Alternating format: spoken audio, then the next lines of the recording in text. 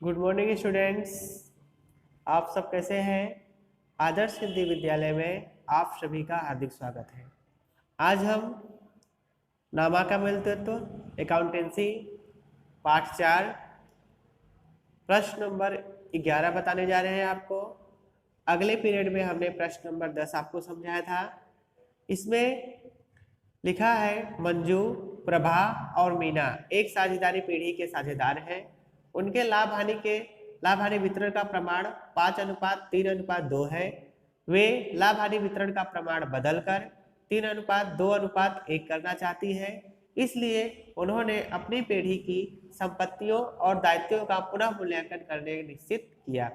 निम्नलिखित माहिती में से पीढ़ी का वही में पुनः मूल्यांकन खाता तैयार करो और पुनः मूल्यांकन के बाद की पक्की तलपट तैयार करना है। देखिए, इसमें हमको पुनः मूल्यांकन खाता और पक्की तलपट अर्थात आर्थिक चिट्ठा तैयार करना है। पुनः मूल्यांकन के बाद का आर्थिक चिट्ठा तैयार करना है। इसमें रोज रामचा हमको बनाना नहीं है। तो क्या लिखा है सवाल में? पूंजी दायित्व और संपत्तियां हैं। पूरा देख लीजिए। माहिती क्या दिया है? जमीन मकान की कीमत 25% में वृद्धि करना है। फर्नीचर की कीमत 10% घटाइए। यंत्रों की कीमत 80% रखनी है।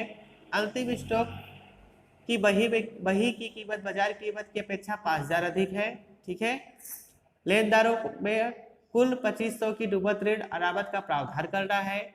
लेनदारों में से रुपया 3000 के लेनदार अब चुकाने नहीं है। बैंक लोन पर अंतिम 3 माह का ब्याज चुकाना बाकी है। अब हम सवाल देखेंगे। ठीक है, किस प्रकार से हमको सवाल करना है। ओके बच्चों, अब हम सवाल बनाने जा रहे हैं। सबसे पहले हम खाता तैयार करेंगे। खाता कक्षा 12 अकाउंटेंसी प्रश्न नंबर 11। यहाँ पे है उधार और एक साइड में हम लिखते हैं जमा।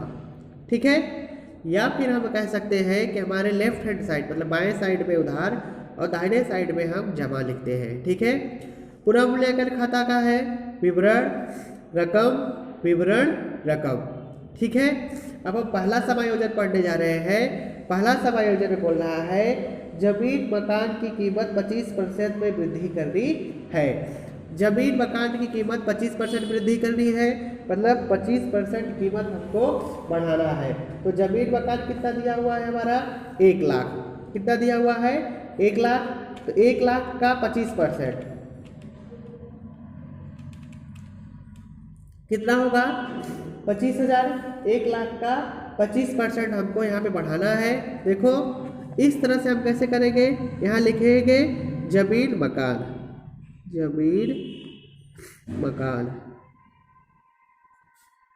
25,000। देखो, अब इसके साथ में हम आर्थिक चिट्ठा का भी करते जाते हैं। इतना याद रखना, माल संपत्ति जो भी आर्थिक चिट्ठे में दिया हुआ है, जिस साइड में दिया है हमको उसी साइड में ही लिखना है। जैसे माल संपत्तियों के साइड में लिखा हुआ है जमीन मकान, तो हम यहाँ पे लिखेंगे जमीन मकान। कौन से कॉलम में लिख रहे हैं हम? आर्थिक चिट्ठा में लिख रहे हैं जमीन। ये नया पुनः मूल्यांकन के बाद जो आर्थिक चिट्ठा बना रहे हैं उसमें लिख रहे हैं जमीन मकान 1 लाख प्लस वृद्धि कितने की हुई? 25%। हम यहाँ पे लिखेंगे 25,000। फिर बाहरी कॉलम आ जाएगा 1,25,000। यह हमारा पहला सवाल हुआ। 1,25,000 पहला समायोजन पूरा हुआ। पहला एंट्री हमने कहाँ लिखा था? पुनः मूल्यांकन खाता में जमीन मकान 25,000 जो जमा साइड में लिखा। क्यों जमा साइड में लिखा? क्योंकि इसकी कीमत बढ़ रही है, इसलिए हमने इसको जमा साइड में लिखा। दूसरी एंट्री हमने आर्थिक चिट्ठा में किया। जमीन मकान 1 लाख प्लस वृद्धि हो रही है 25,000 की, तो 25,000 लिख के 1,25,000 हमने बाहर निकाल दिया। फर्नीचर कीमत 10% घटाइए। अब फर्नीचर की कीमत कितनी है हमारा? 30,000। फर्नीचर हमारा 30,000 है। 30,000 गुणे 10% 3,000। फर्नीचर की कीमत में हमको 3,000 रुपये की कमी करनी है। जब कमी करना रहता है तो पुनः मूल्यांकन के उधार साइड में आता है, यहाँ लिखेंगे फर्नीचर कितना 3000। अब आर्थिक चिट्ठा में इसी समय हम एंट्री कर देंगे फर्नीचर,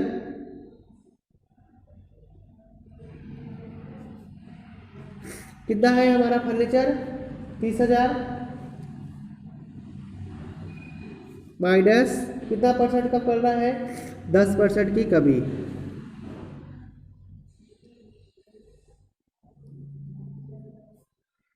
3,000 बाहर आएगा 27,000। यह हमारा हो गया। उसके बाद तीसरी एंट्री यंत्रों की कीमत 80% रखती है। 80% मतलब हमारा 20% की कमी हो रही है। तो यंत्र कितना हो रहा है हमारा 50,000,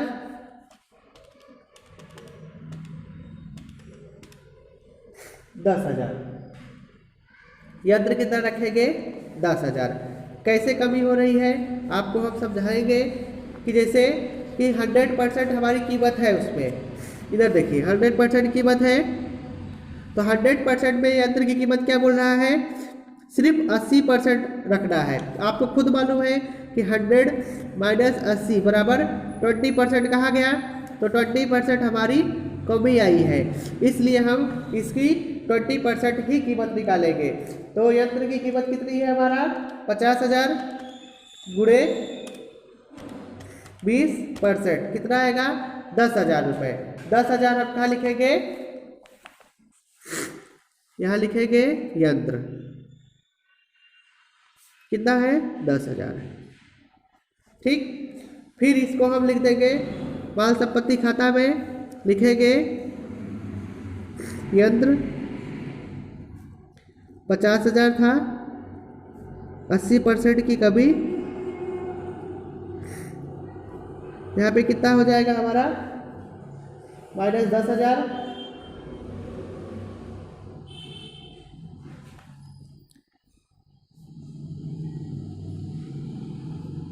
कितना आएगा यहाँ पर 40,000। अब इसमें हमारा बाहर आ गया 40,000। अब हम दूसरी एंट्री देखेंगे, अंतिम स्टॉक की वही कीमत बाजार कीमत की अपेक्षा 5,000 अधिक है।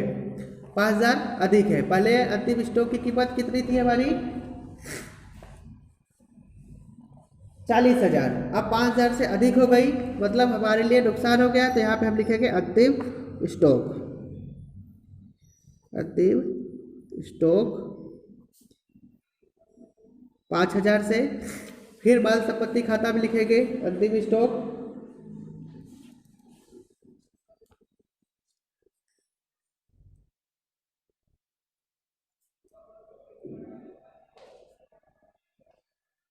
$40,000 माइनस कमी 5,000, तो 35,000 कीमत हम बाहर लिख सकते हैं। इसमें हमने 35,000 की कीमत बाहर लिख दिया है। ठीक,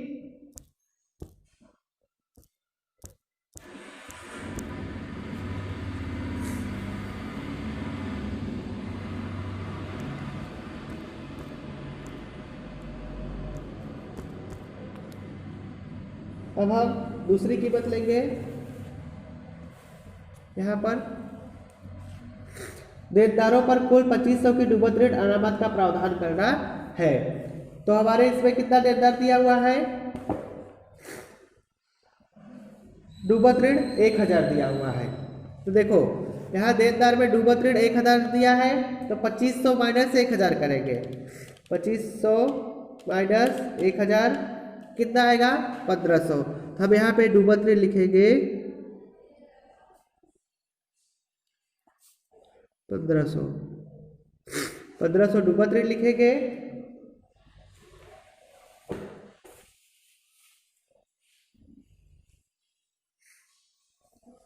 और फिर हम यहाँ पे लिखेंगे देनदार,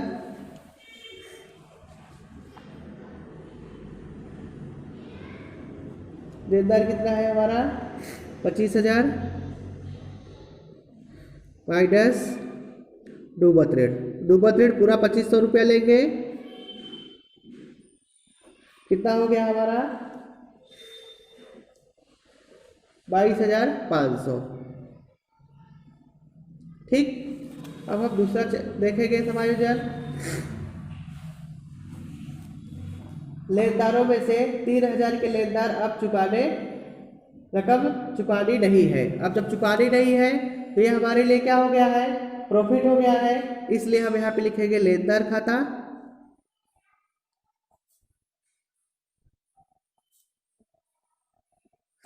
तीन हजार लेनदार किस साइड में आता है, हमारे पूंजी दायित्व में आता है, क्योंकि लेनदार हमारे दायित्व होते थे। यहाँ पे लिखेंगे लेनदार। लेनदार कितना है हमारा 40,000। इनर कॉलम में लिखेंगे 40,000 माइनस कमी कितने का 3000 के, तो पूरा बाहर कितना आएगा यहाँ पर 37,000। ठीक, अब हमारा आ गया है कौन सा समायोजन, बैंक लोन पर अंतिम 3 मास का ब्याज चुकाना बाकी है। अब देखो यहाँ पे बैंक लोन दिया है, इसकी गणतरी हम आपको करके दिखा रहे हैं। बैंक लोन कितना दिया हुआ है 12%। 12% दिया है तो 3 महीना, मतलब हमारा बैंक लोन का ब्याज कितना है 30,000। तो 30,000 गुणे 12/100 गुणे 3/12। क्यों 3/12 लिखेंगे, क्योंकि 3 महीना है।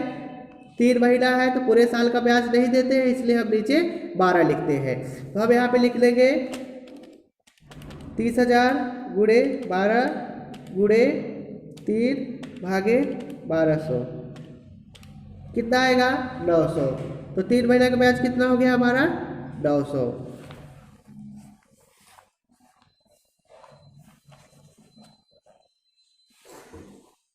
चुकाना पुनः मूल्यांकन खाता में लिखेंगे चुकाना बाकी बैंक लोन कितना लिखेंगे 900 रुपये। यह हमारा 900 हो गया। अब ये सारे के सारे हमने पूरे कर दिए। ठीक है, अब इसकी एंट्री हो जाएगी कहाँ पे, इस साइड में हो जाएगा 12% के लोन चुकाना रह गया।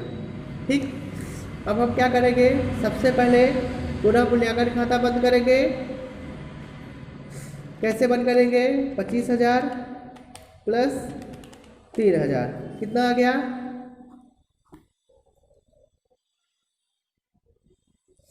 28,000। ये 28,000। ठीक, अब इसमें से हम निकालेंगे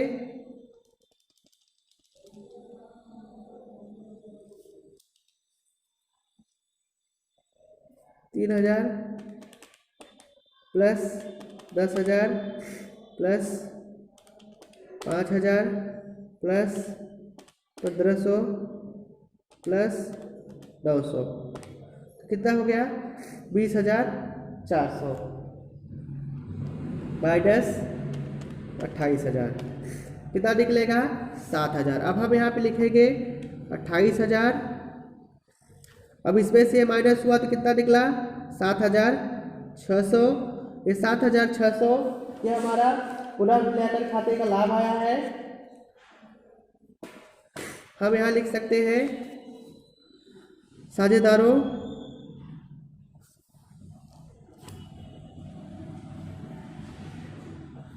लाभ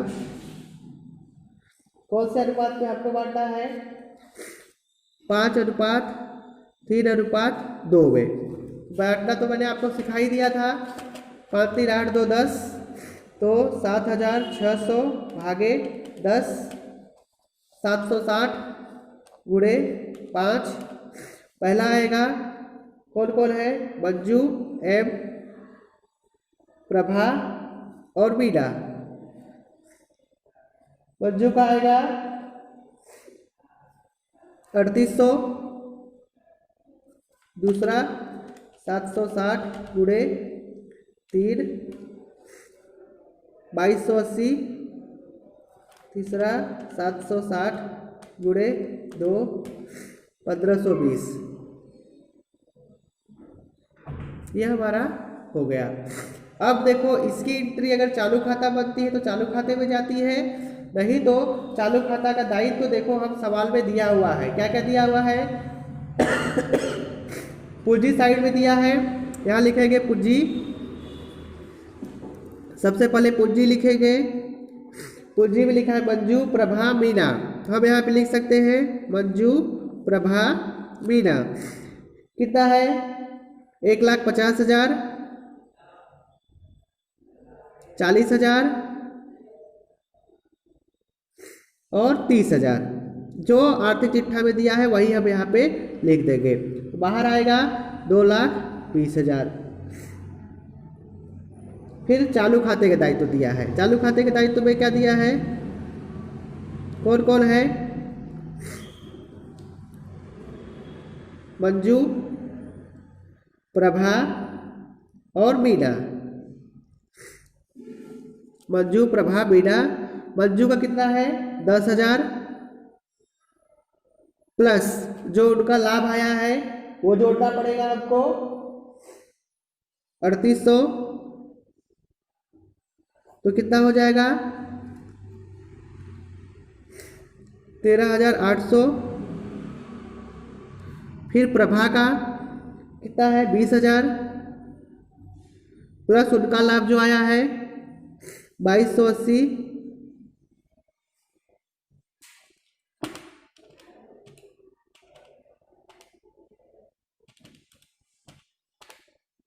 $22,280,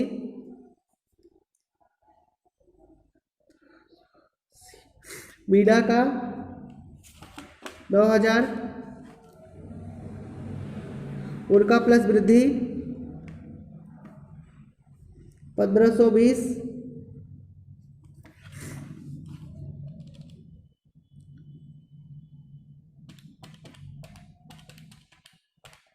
$10,520, 10,520, ये सब जोड़ेंगे हम 13,800, 22,280 और 10,520 बाहर निकाल देंगे तो हमारा कितना बचेगा 46,600, हम 46,600 बाहर लिख देंगे।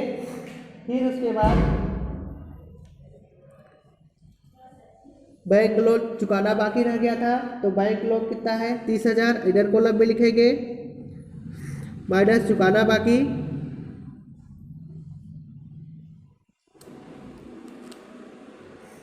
900 था, प्लस चुकाना बाकी तो 30,900,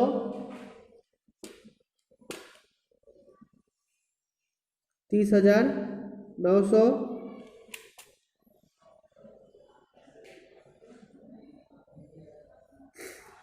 लेनदार हो ही गया। देनी हुंडी, अब हम यहाँ पे लास्ट लिखा है देनी हुंडी,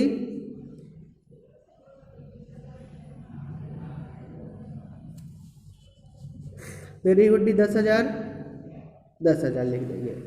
अब हम माल संपत्ति के साइड में जाएंगे, पहला दिया है जमीन मकान हो गया, यंत्र हो गया, फर्नीचर हो गया, विनियोग 50,000, तो हम यहाँ पे विनियोग लिख देंगे, विनियोग 50,000।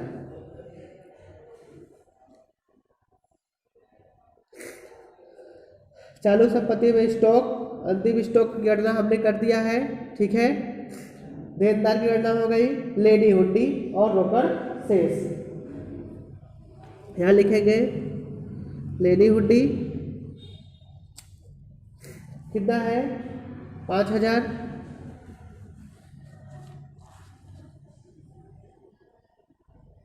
रोकड़ शेष